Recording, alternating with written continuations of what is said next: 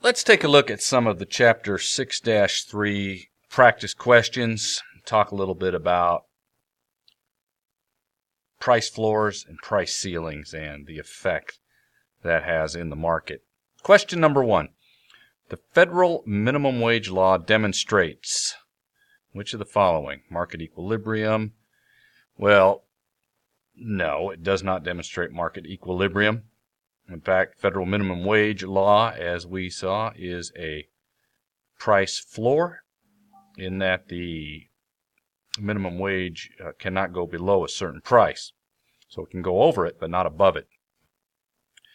The answer is B, but let's take a look at the wrong answers. The function of equilibrium price in a competitive market, no, because the minimum wage is a law. It's a mandated wage.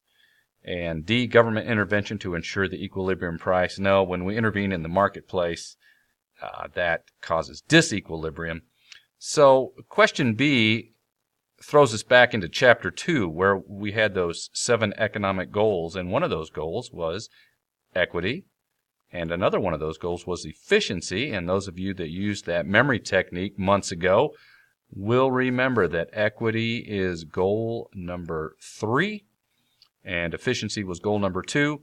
And at times there's conflict with those goals, and this is one of those areas where that happens, because we want fairness in the economy, and that's largely what the minimum wage is designed to do, whereas efficiency would have to do with markets, the interplay of supply and demand, working in a free market where people are free to choose to buy and sell as they desire to meet their own needs. So it is a choice for economic equity over efficiency.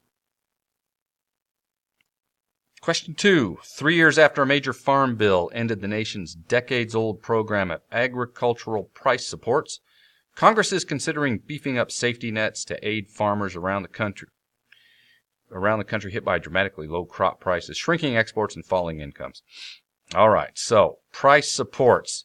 What this is the government coming in and creating a price floor, the lowest price at which farmers can be paid for a certain product. So price supports refers to, well, I just told you, a price floor. It's a way to guarantee that, in this case, that a farmer could at least stay in business if subject to just the market, supply and demand. Prices go too low, can't make any money, go out of business. And we don't like farmers to go out of business. 3. Which of the following is an example of a price ceiling? Minimum wage, free lunch program, rent control, government subsidies. And the answer is not minimum wage, because that's a price floor. Can't go below the particular wage, but you can go above it. We are looking for a ceiling, something that controls how high a price can go, and that would be rent control. That would be a price ceiling. So you're concerned about people being able to afford rent in a particular city, so you pass a law that landlords can only raise their rent to a certain level. So rent control is a ceiling, can't go above a certain price. Some economists argue that the blank actually increases the number of people who do not have jobs. Well, that's minimum wage. And we talked about that when we looked at the supply and demand curves, in that the price floor creates that surplus of labor. And so if there's a surplus of labor, that means there's a lot of people that don't have jobs, so that increases unemployment. A price blank is the maximum legal price that can be charged for a product. So a price ceiling is the maximum legal price, and that goes right back to this question here of price ceiling, rent control being an example. You can only charge so much for that particular product or service. Sometimes governments impose a price blank to artificially control how high prices will go, and that is a price ceiling.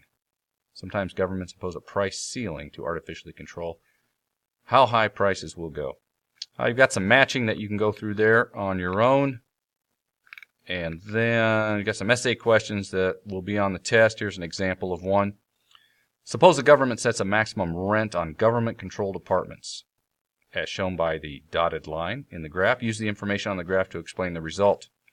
Well, the equilibrium price for rent is $700 per month, and that is at 3 million apartments. So there's your equilibrium. When you come in and you set the price ceiling below the equilibrium, you are going to create a shortage, because here's your demand way out here, 4 million, but supply is at 2 million. Therefore, according to this graph, the result of a price ceiling of $600 would create a shortage of 2 million apartments. 4 million minus 2 million. This area right here would be the area of shortage. And let's look at one more. Suppose the government sets a minimum wage of $5.15 per hour, as shown by the dotted line. Well, that dates this particular graph, doesn't it? I think we're at $10 an hour right now for the minimum wage, and that's considered low by many people. I'll use the information to explain the result. Okay, so equilibrium price according to this graph is $4.15 an hour, and that provides a supply of 3 million workers.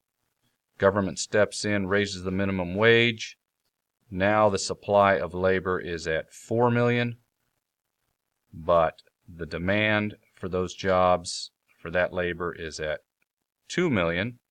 Therefore, this price floor, $5.15, creates a surplus of labor, or creates unemployment of, increases unemployment by 4 minus 2, increases unemployment by 2 million workers.